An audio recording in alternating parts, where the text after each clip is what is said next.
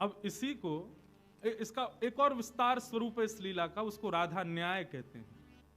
श्री किशोरी जी से ठाकुर जी और गोपियां दोनों कटघरे में खड़े हो जाते हैं। किशोरी जी मुख्य बीच में बैठ करके न्याय करती हैं कि कौन सही है कौन गलत है। ठाकुर जी ने जाके कही कि मेरी वंशी मुझको दे दो। किशोरी जी बोली देखो श्याम सुंदर, हमें आपकी वंशी से कोई बैर नहीं है, लेकिन इन गोपिन की बात सुनो, ये भी गलत नहीं है। सब गोपियों ने बताया, बोले जब ये वंशी बजा में हमारे घर में ऐसा ऐसा रह जाए, कोई पानी भरती रह जाए, कोई भोजन बनाती रह जाए, कोई सोती रह जाए, कोई मुस्कुराती रह जाए, कोई रोती रह जाए, ऐसी स्थिति या वंशी तो होगी तो कैसे चलेंगे काम। अब आप या को कोई निधान बताओ। ठाकुर जी बोले निधान का बताऊं, मैं वंशी पे आपको ही नाम गाऊं, मैं कोई साधारण वंशी तो बजाऊं ना। तेरो ही गुण गाऊं मुरलिया, तेरो ही गुण गाऊं मुरलिया। ठाकुर जी अपना पक्ष पुष्ट कर रहे हैं। लीला में श्यामाजू तो मुख्य आसन पर बैठी हैं, ठाकुर जी एक तरफ अपना पक्ष रख रहे हैं और गोपियां दूसरी तरफ से आरोप लगा रही हैं। और ठाकुर जी बता रहे हैं कि भैया हम वंशी काय भाव से बजा में। तेरो ही गुण गाऊं मुरलिया, तेरो ही गुण गाऊं मुरलिया, तेरो ही गुण गाऊं मुरलिया, तेरो ही गुण गाऊं मुरलिया। तुम हो कुंवर किशोरी राधे, तुम हो कुंवर किशोरी राधे, मैं तेरे ही हाथ बिकाऊं श्यामा, तेरे ही हाथ बिकाऊं श्यामा, तेरे ही हाथ बिकाऊं श्यामा, तेरे ही हाथ बिकाऊं श्यामा, तेरो ही गुण गाऊं मुरलिया, तेरो ही गुण गाऊं मुरलिया, तेरो ही गुण गाऊं मुरलिया, तेरो ही गुण गाऊं। यह विनती बलिहार सुनो तो, यह विनती बलिहार सुनो तो, यह विनती बलिहार सुनो तो, यह विनती बलिहार सुनो तो, मैं तेरो ही दास कहाऊं श्यामा, मैं तेरो ही दास कहाऊं श्यामा, तेरो ही गुण गाऊं श्यामा, तेरो ही गुण गाऊं श्यामा, तेरो ही गुण गाऊं श्यामा, तेरो ही गुण गाऊं श्यामा, तेरो ही गुण गाऊं श्यामा, तेरो ही गुण गाऊं।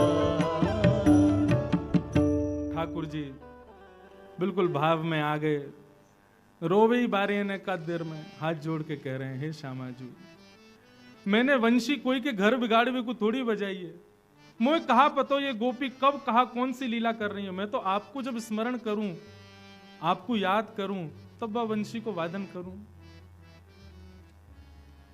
वास्तव में इस लीला के पीछे एक भाव यह भी है कि भाई श्याम सुंदर के अधरामृत को पान सब गोपी करनो चाहे, लेकिन वो सुख केवल और केवल वह वंशी को ही मिले। तो इन सब गोपीन के 36 के आंकड़े भी हैं वह वंशी थे। ये वंशी भी एक सहचरी है, सखी है, या हमारे ये सब दूर करना चाह रही हैं ठाकुर जी से।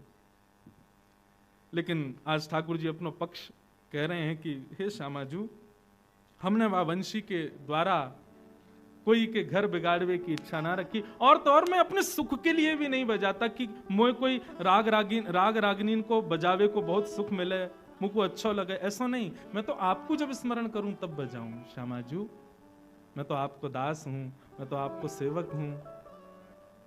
नागपुर वारी ने बड़ी हंसी आ रही है, लाला सेवक कह रहे हैं अपने आप हैं हमारी श्री जी के आगे। भाई बंसी लेनी है तो कछु तो करेंगे।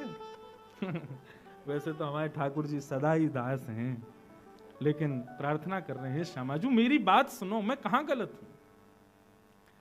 ठाकुर जी के नेत्रन में जैसी मोटे मोटे आंसू आए, इतने में श्री जी ने इशारों किया गोपिन से, बोले रहने दो, अब मान जाओ इनकी बात। तब एक गोपी किशोरी जी से ऐसो के, अच्छा ठीक है, अब दया करके इनकी वंशी इनको दे दो, दया करके।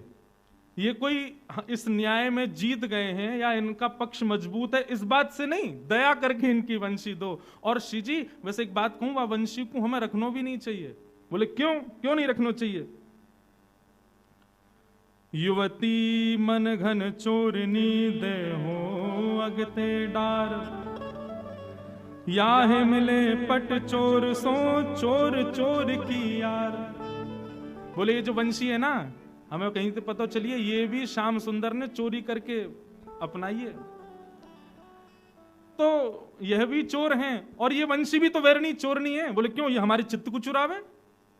ये भी चोर हैं और वो भी चोर हैं, ये चोर चोर एक दूसरे के यार हैं। यह में पट चोर सो चोर चोर की यार, यह चोरन सरदारनी यह चोरन सिरमोर। हे श्यामाजू, ये वंशी चोरन की सरदारनी है और ये जो सामने खड़ो का है इतनो सीधो सो बन के, ये चोरन को सरदार है। इन दोनों की जोड़ी बनी भई है श्यामाजू। प्रेमानंद सराहनी बनी रहे यह चोर। हे श्यामाजू, हमने सुनी है जैसो रखो संग वैसो है जाए मन। अगर हमने या वंशी को ज्यादा समय अपने पास रखो तो हम बरसाने वाले आपकी सहचरियां, आप हम सब बड़े पवित्र हैं। या चोर की या चोरी भई वंशी को, ये चोरनी को यदि हमने अपने पास रखो तो कहीं आके अवगुण हमें नहीं आ जाए, या हमारे दया करके या वंशी को इनको ही दे दो, या कुछ ज्यादा समय संग नहीं रखना चाहिए, नहीं तो कहा पता वाकई अवगुण हमारे भीतर आ गए तो। तब ठाकुर जी, तब उन गोपिन के भाव सुनकर के श्री जी ने न्याय में जीते नहीं है, दया करके वंशी को ठाकुर जी को प्रदान किया। अच्छा ले रखो अपने पास। जैसे ही ठाकुर जी के हाथ में वंशी आई, ठाकुर जी के तो तेवर ही बदल गए, आंखन के ढंग बदल गए, चेहरे को रंग बदल गए। बोले एरी गोपी काके रही, ये चोरनी है, मैं चोर हूं, ले रुक अभी बताऊं। इतने में ही ठाकुर जी ने दर पर रखी वंशी और जैसे ही नाद किया सबरी गोपी वहीं मूर्छित होकर गिर गई।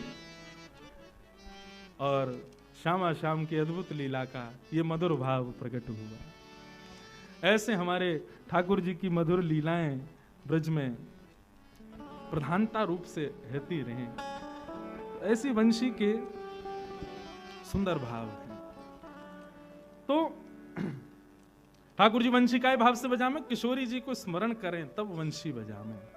हमारे बिहारी जी तो साल भर में एक ही बार वंशी धारण करें हाथ में। क्यों? क्योंकि वहां पे बिहारी जी की सेवा किशोरी जी को याद करने की नहीं है, जितने दर्शनार्थी आ रहे हैं उन पर कृपा करके उनको दर्शन देने की है। इसलिए साल भर वंशी को अलग ही रखा जाता है। कहीं पूरे साल वंशी बजाई तो लाखों लोग वृंदावन आते हैं, तो बेचारे कहाँ जाएंगे, क्योंकि बिहारी जी तो फिर अपने भाव में आ जाएंगे।